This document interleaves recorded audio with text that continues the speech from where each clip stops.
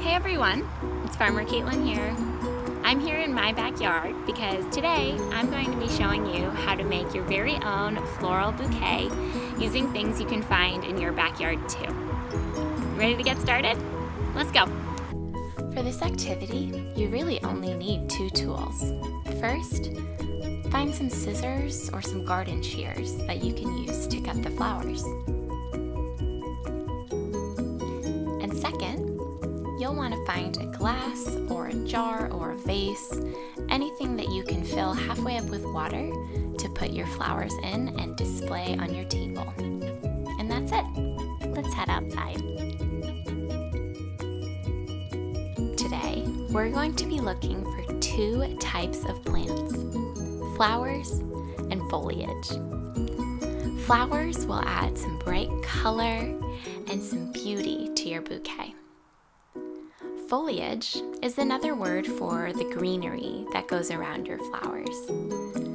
This will help fill out your bouquet and give it a really nice natural feel. These bright yellow flowers are on the clover plant, which we often think of as weeds.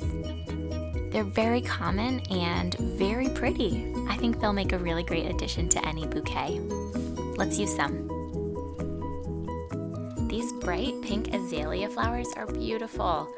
I noticed they have a lot of leafy branches, so I can use that for some foliage too. Okay, now that we have our yellow clover and our azalea and our foliage here, we're ready to start making our bouquet. So here I am starting by putting in a few pieces of foliage as our foundation. And I like to put these in first because it creates a good place for us to start and then add our flowers on. Now I'll start adding our pink azalea flowers, and my approach is to find open spaces and place the flowers evenly around the vase. So you'll notice that after I place a flower, I will turn the jar to look for another open space until it feels pretty even. You might notice that some of your branches are a little bit too long for your jar or your vase, so be sure to keep your scissors close by. Now I am finding places for the clover, cutting it off a little if it's too long, and doing the same thing by turning the jar and looking for open spaces and spaces where I think a little burst of yellow would look really pretty.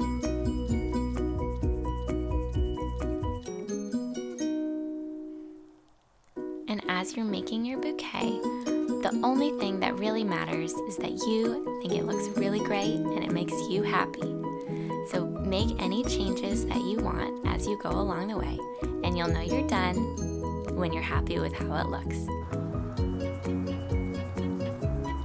I really like this. By using just 3 pink flowers, 4 yellow flowers, and a few branches, we made this beautiful bouquet.